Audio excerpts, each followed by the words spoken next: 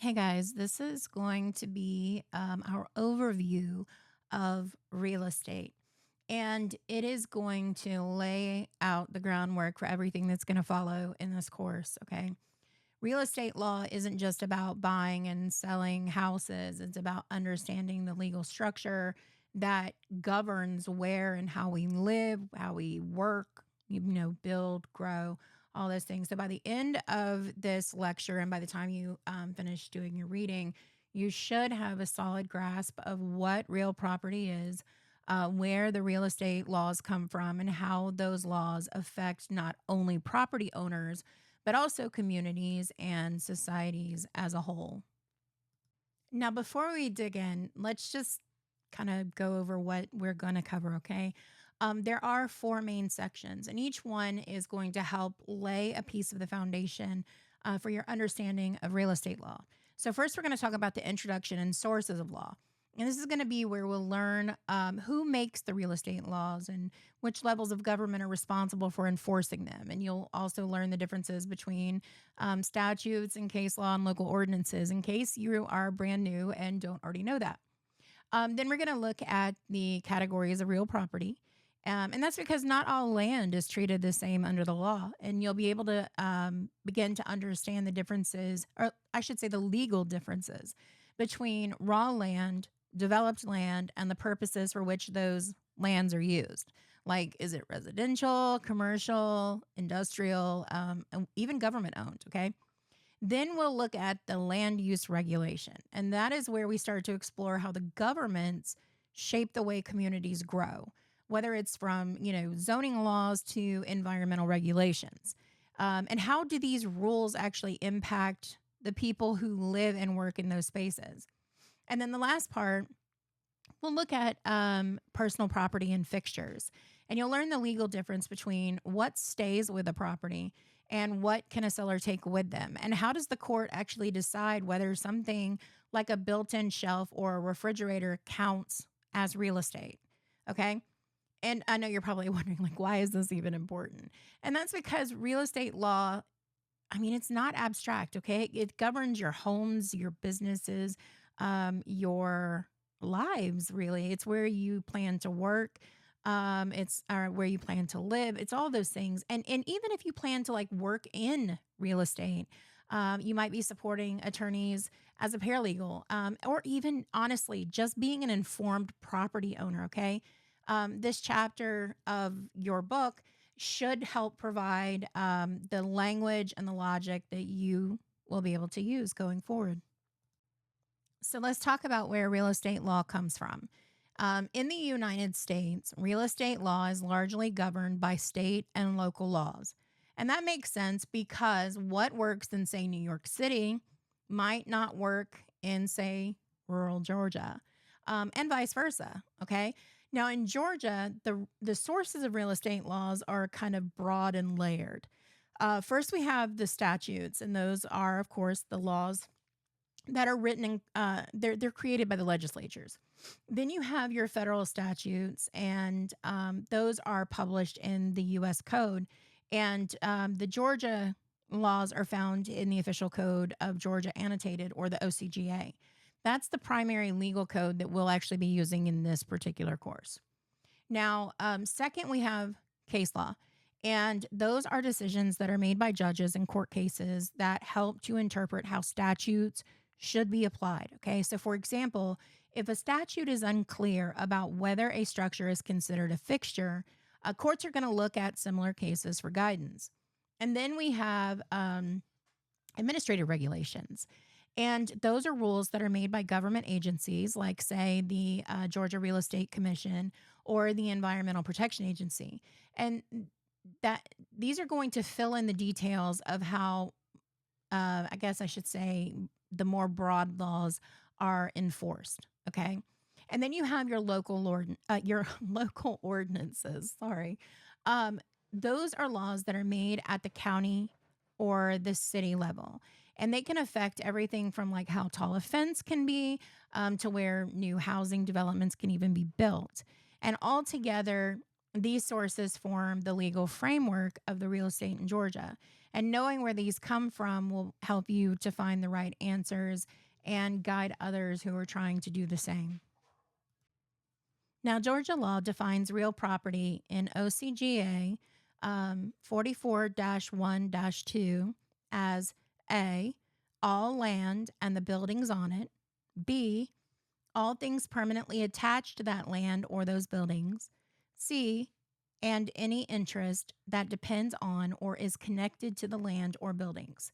So, in plain terms here, it means that the real property includes not only the land itself, but it also includes everything that might be permanently a part of it, whether it be, structures or fixtures, and actually even legal rights like an easement or a right of way. Okay. So, a house, real property. A fence that has been anchored into the ground with concrete, real property. A tree that's growing in the yard, real property. So, this definition is going to become important when determining what gets transferred in a sale, even what can be taxed and what rights a person actually holds. Now, real estate law includes several basic concepts that are going to apply to all types of property. So, first, your property rights are going to extend both below and above the land. That means when someone owns a piece of land, they also typically own what's underneath it, like if there's minerals, and what's above it, like the airspace. Those rights, though, can actually be sold or leased separately. Okay. The other thing is that ownership is not absolute. So just because someone owns land doesn't mean that they can do whatever they want with it. You have government regulations and even private agreements that can place limits on property use. For example, your zoning laws. Those can prevent someone from, opening a business in a residential neighborhood. But you also have a homeowners association who can have rules about what color you can paint your house or can your kids have toys in the front yard? Um, Third is that every parcel of land is unique. Okay, even in the most cookie cutter neighborhood where every house looks the same. I always think of Edward Scissorhands, the neighborhood in that whenever I talk about this. And they all look the same, right? But nonetheless, every single parcel is actually unique. So, unlike personal property, which can be mass produced, there's no two pieces of land that are exactly the same. Okay. Legal descriptions are used to precisely define the boundaries and the characteristics of each piece of land. And those descriptions are actually crucial when it comes to creating deeds, contracts, and even in court decisions where they have to decide, maybe over whose interest lies in that particular property. And finally, real estate law actually, I should say it generally follows the law of the place where the property is located. So, for instance, if someone lives in Utah but owns land in Georgia, then the laws of Georgia, not Utah, are going to apply to how that property is governed and transferred. So, if you have, Fred and Wilma move to Utah and they want to sell their house in, Jackson County, Georgia, they're going to need to comply with the Georgia state law and any kind of local rules that are in Jackson County. And it might even be to the city, like if they live in Jefferson. So it might even have to comply with any kind of ordinances that are in the city of Jefferson. So understanding those basics are just, they're going to kind of help you navigate the more complex legal issues later in the course. Now let's look at how real property is categorized in the eyes of the law. Okay. And there are two broad categories. The first is unimproved land. And that is land that's in its natural state. It doesn't have buildings, it doesn't have roads, it doesn't have utilities. Okay. So you just think of like an empty lot or like a wooded area that hasn't been developed. It's like a blank canvas. It's waiting for something to be built, right? Then you have the other category, which is improved land. And that land has been developed in some way, whether that's by building a house or paving a parking lot or, putting up a factory, whatever. And improved land comes in four subcategories. The first subcategory is residential. And that includes single family homes, your townhouses, your condos, your apartment complexes, all of that. Those properties are primarily used for people to live in. Then you have your commercial property, and that is going to include places like office buildings, gas stations, shopping centers, restaurants, properties basically where businesses operate. Then you have industrial property, and those are factories, warehouses, plants. They're basically things that are used for, or facilities, I should say, not things, but facilities that are used for manufacturing, processing, storage, things like that. Then we have the government owned buildings or property, and that's going to include your parks, your schools, your libraries, your courthouse, any other public buildings. Okay. And each category is subject to different laws, to different tax structures, and to different regulatory rules. So, knowing how to classify a piece of property is essential to understanding how the law is going to apply to it. So now that we understand the categories of real property, let's talk about how that property is regulated. And that's where land use regulation comes in. That's the term that we use to describe the legal controls that the government places on how property can be developed and how it can be used. And those regulations are not random. They're put in place to protect communities, to preserve the environment, to promote economic development, and, I guess we can even throw in to ensure, public safety.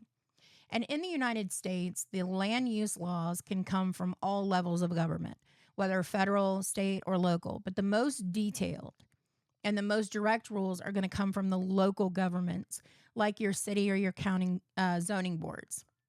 Now, there are several areas of land use regulation that we will discuss in the course, but right now we're sticking with just a simple introduction. But there are zoning laws and regulations, and those are going to determine how land that is in a specific geographic zone can be used, whether it's for housing, businesses, agriculture, or factories. Then you have your building codes, and those are to ensure that your structures are safe, that they're stable, they're up to a certain standard. And they cover everything from, electrical systems to plumbing to, how high a stair can be on a staircase, or how the staircase railing, even how high that must be. Okay. Then you have environmental laws and regulations, and those are going to control things like pollution, preserve green space, protect natural resources that are affected by real estate development. So think wetlands and, drinking water and even endangered species. Okay. Now, there are also laws that deal with housing and lending, and that's both at the federal and state level. So these are intended to ensure that there's fair treatment in the housing process, or actually in housing access, I should say. It's intended to prohibit discrimination, and to regulate how mortgages and loans are offered and how those are processed. And then there's also the regulations of neighborhood development, which is often referred to as subdivision law. And that's where you might have a developer who, say, wants to take a larger piece of land and divide it into smaller lots for individual homes. They have to follow a very detailed set of rules, and it's usually tied to what's called a subdivision plat. And again, we'll talk about this more as we get into the course. But all of these types of regulations are intended to work together to shape, our communities.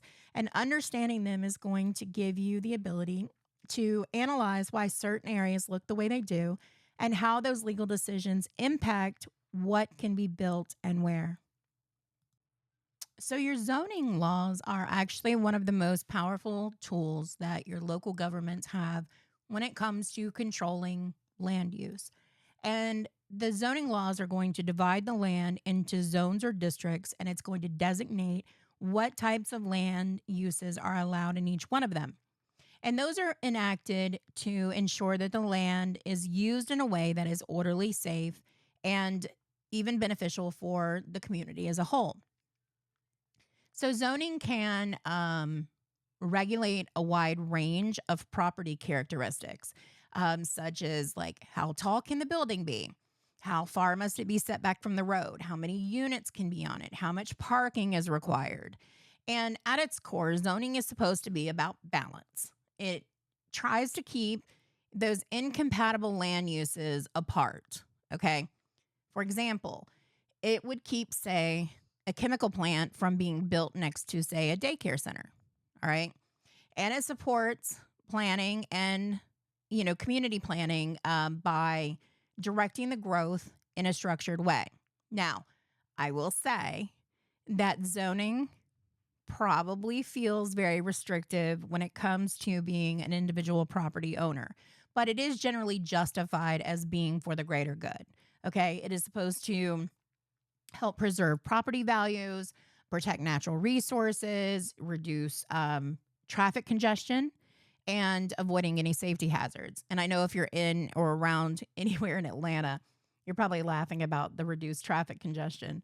But if you plan to work in real estate or real estate law, then these zoning laws are something that you're going to encounter frequently. Okay. So understanding how they work and how to find out what zoning rules actually apply to a particular property is an essential part of this job. Okay. Now, zoning laws are going to typically divide the land into four primary categories of use. You have your residential, commercial, industrial, and agricultural. Now, your residential zoning is going to cover homes, your single family homes. You also have your apartment buildings, condominiums, and the regulations that are in that category might limit the number of structures on a lot or how many people can live in a particular unit. All right. Now, the commercial zoning, this is going to apply to land that is for business purposes, whether it be an office, a store, gas station, whatever. The rules here for these commercial zones are going to focus on parking, signage, accessibility, things like that. Your industrial zoning is for your factories, your warehouses, and what would probably be considered other high impact facilities. And those zones have specific requirements, particularly when it comes to environmental safety and noise, distance from residential areas. And then you have your agricultural zoning, and this protects land that is used for farming or ranching. And that type of zoning preserves open spaces and it prevents urban sprawl when it comes to rural areas.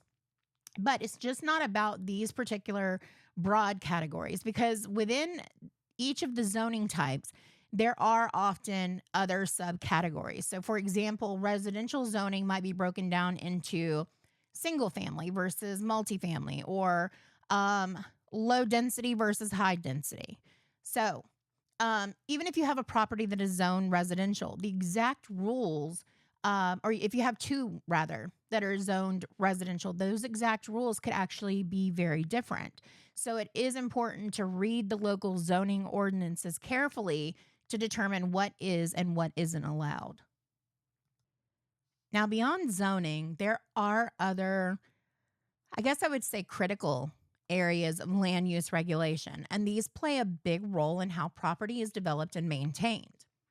So let's start with building codes, and those are they're the rules that dictate how buildings have to be constructed or renovated.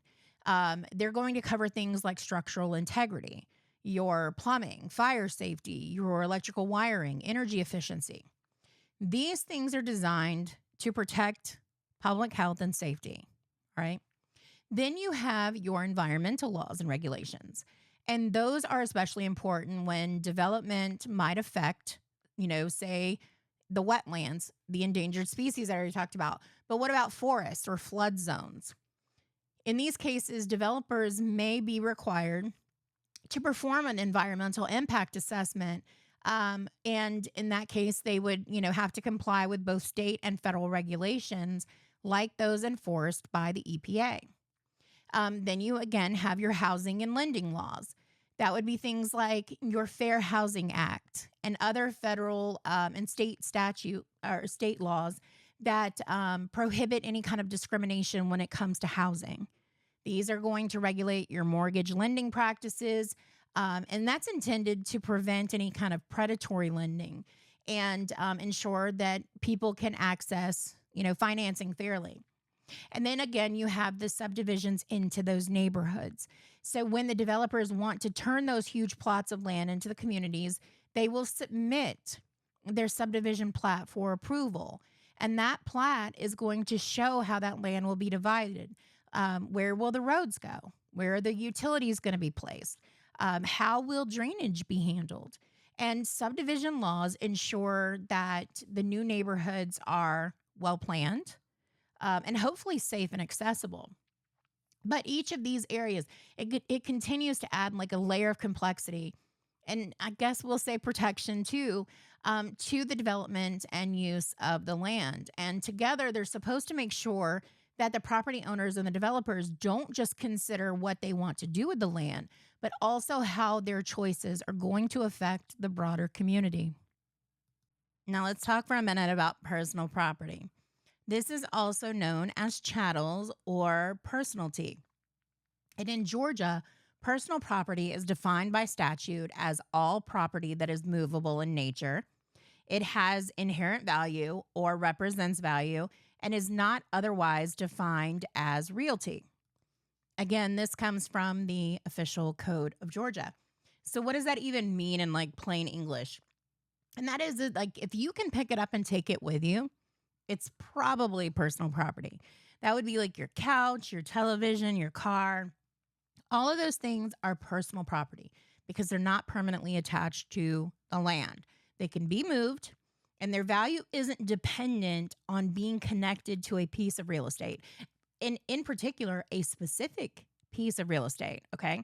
So understanding the distinction between the real and personal property is going to be important when it comes to quite a few legal purposes, like drafting contracts, transferring property, dividing up assets when it comes to a divorce, or even an estate when somebody dies. When someone sells a home, the contract needs to be clear about what stays and what goes.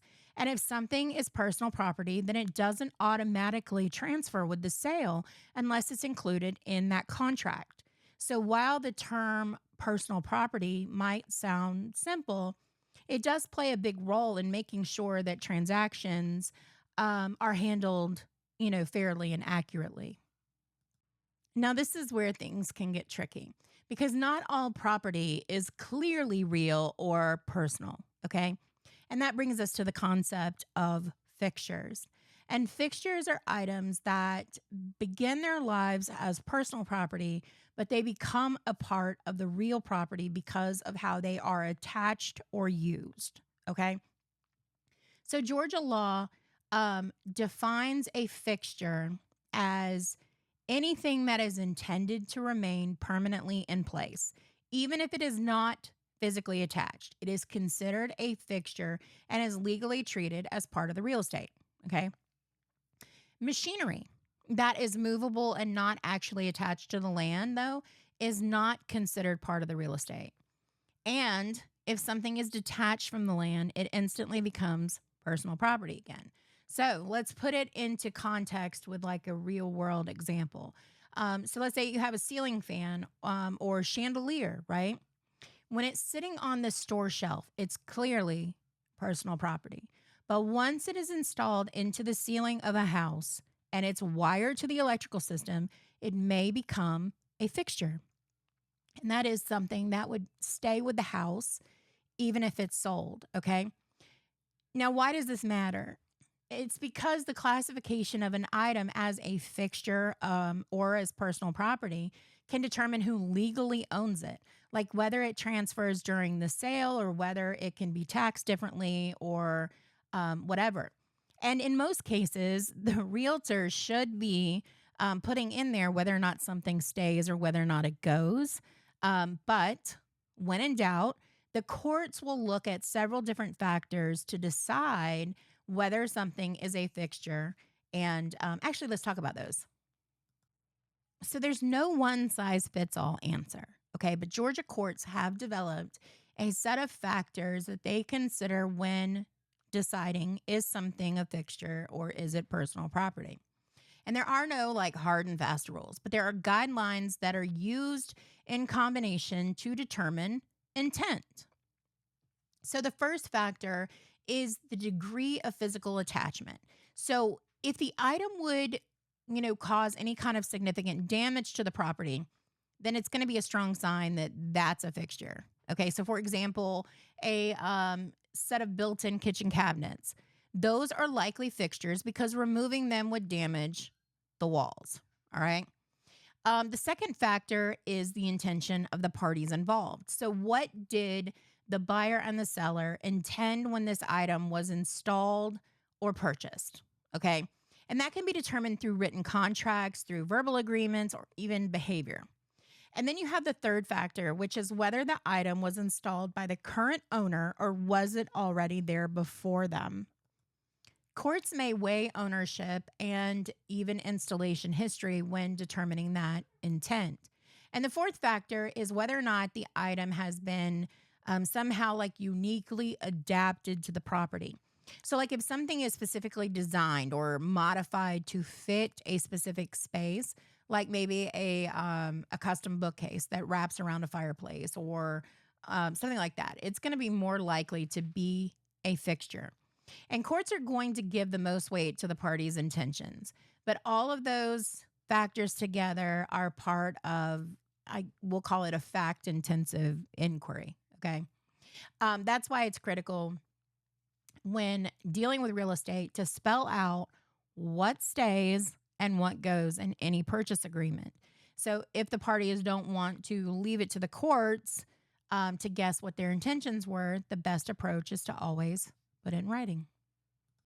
Now let's talk about the question that probably comes up more often than not, and that is, are appliances like refrigerators and stoves, are they considered fixtures? And the answer is, it depends. The legal answer often comes down to a local custom and whether or not there is a written agreement that says otherwise.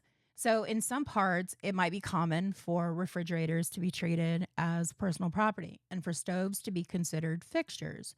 In other areas, you might have where both are considered personal property. And then you might have some where both are treated as fixtures, so they stay with the home. And in those cases, like what is the rule? Because there's not a universal one. This is why it's important to be specific in the contracts. So if the seller plans to take the refrigerator, they should clearly say that, okay? If the buyer expects it to stay, then that needs to be spelled out too. And this is one of those real world situations where legal theory is going to meet human behavior.